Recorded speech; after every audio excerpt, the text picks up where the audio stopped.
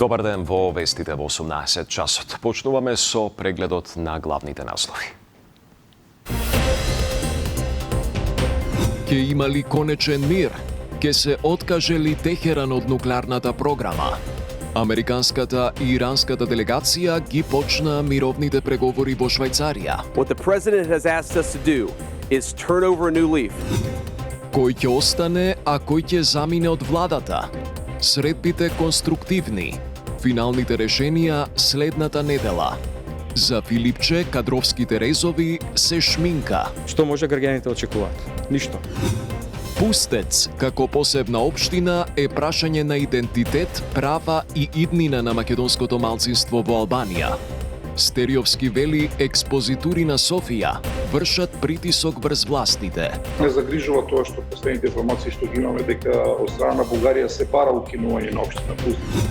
По случајот со насилниот Кумановец, директорот на психијатриската болница бара одделот за лекување осуденици со ментални нарушувања да се префрли во Идрисово. Тоа мислење го имам дадено и пред влада и пред други институции. Хорор на Крит. Македонски државјанин по расправија ја усмртил газдарицата каде што бил подстанар, па ја закопал на нива.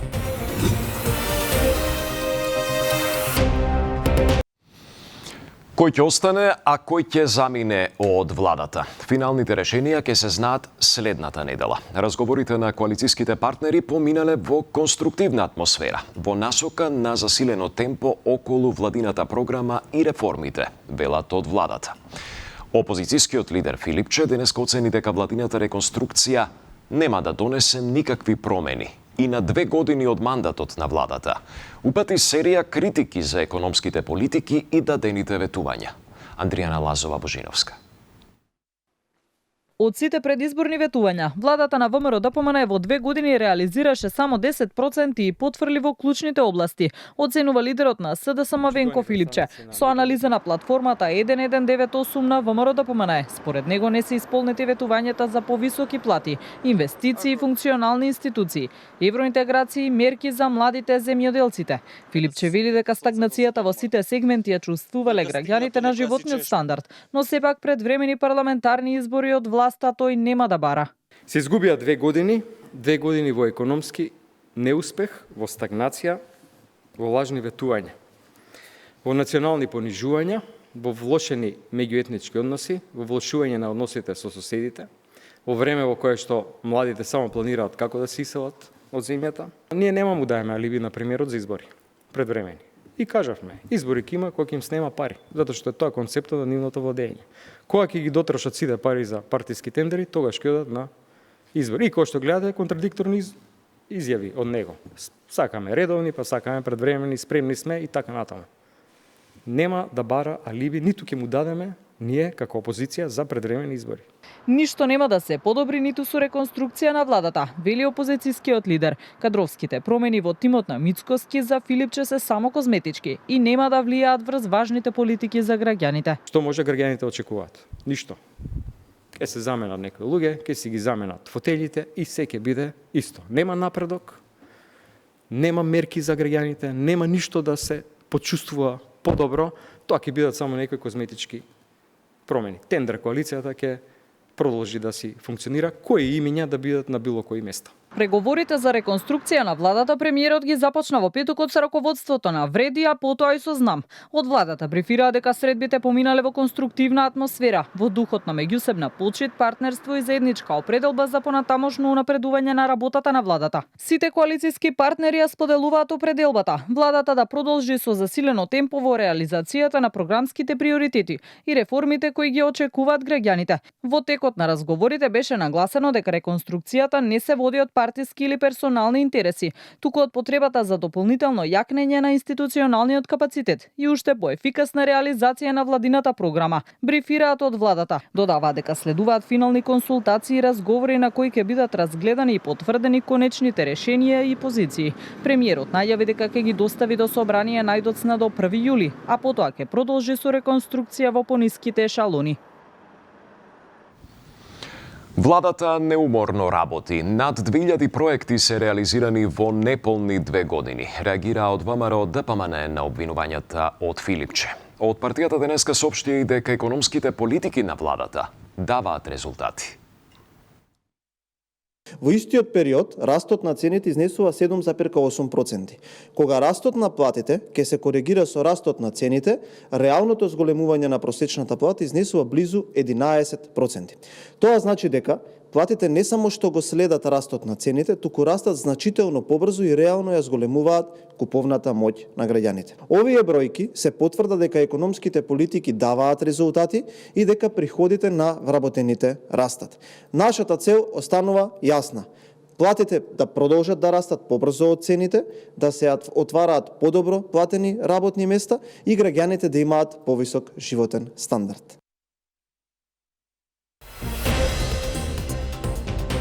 Летна долгодневица и магично изгреј сонце на Кокино.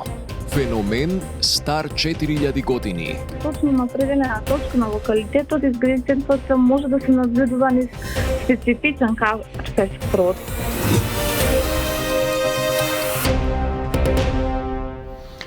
Пустец, како посебна општина, е прашање на идентитет, права и иднина на македонското малцинство во Албанија. Бели лидерот на МАЕИ, партијата на македонците во Албанија, Васил Стериовски. Ке ги почитува ли европските конвенции и уставот албанската влада? Или ке потклекне на притисокот од Софија, која агресивно работи против македонци во Албанија? Игор Манасиевски.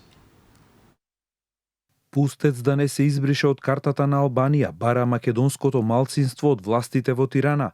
Единствената општина во која тие се мнозинство укажуваат дека мора да остане посебна единица на локалната самоуправа.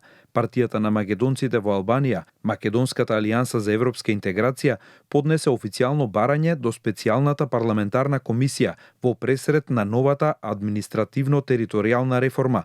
Главното барање е општина Пустец да не биде спојувана со други општини и да не претрпи никакви територијални измени. Од партијата велат дека станува збор за прашање од суштинско значење за опстанокот на македонското малцинство во Албанија. Барањето е подкрепено со аргументи од албанскиот устав, меѓународните конвенции за заштита на малцинствата и законот за заштита на националните малцинства во Албанија.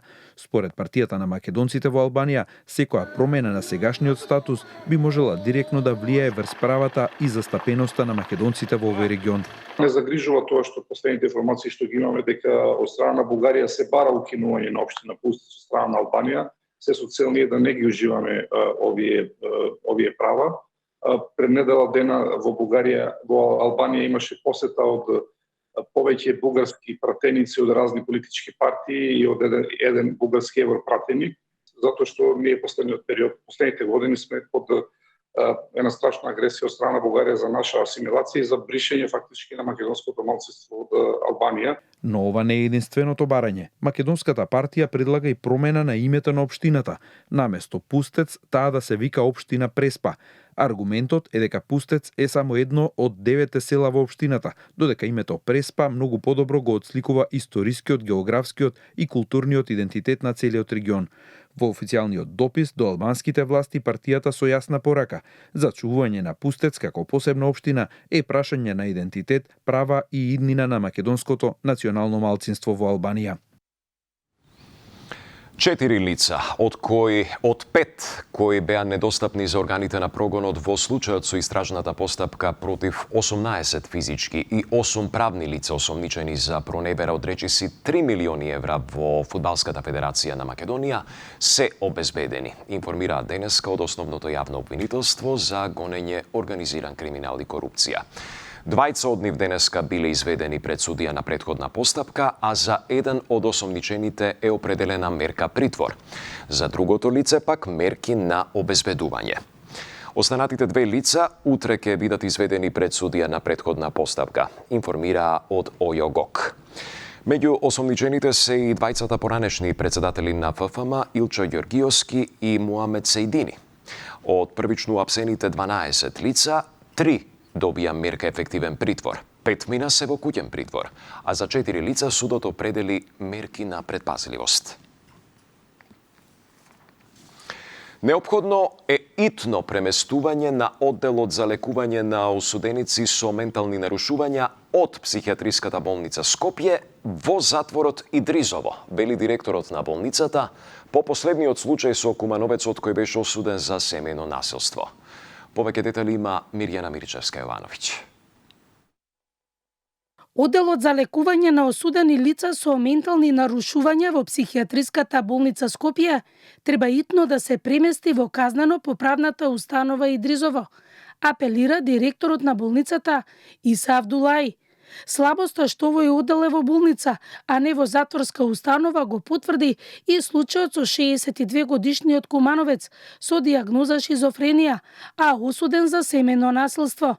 Авдулаи објаснува дека тој бил 2 пати вратен од оваа установа, поради тоа што не било наведено во пресудата дека освен лекување, требало и задржување во болницата. Не бевме задолжени да го чуваме.